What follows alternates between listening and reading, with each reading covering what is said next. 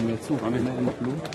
אותו דבר פה, על המזרן הירוק הכחול, הבחורה שכבה, כל השישה שהיו בבית, שירדו לממ"ד, כמוני כמה יצאו, קצת מורבכים, כולם בחיים, כולם עוזרים.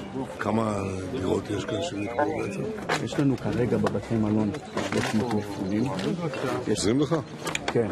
אין לי מילה רעה אחת, מסלחות, כולם. תקשיב, הפעם... לא עובד? הפעם עובד. ואני באה במטרה לחזק את ידיך על זה שעשית את כל המהלך הזה, את כל המבצע הזה, ויתרה מזו.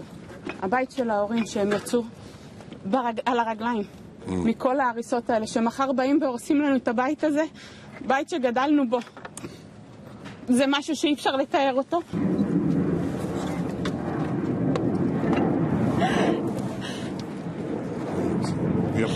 אני מודה לך באמת, אני מודה לך על הכל. נעזור לך בכל. אנחנו עושים מאמץ אדיר, ואני אעזור לך באופן אישי, אבל לא רק לך.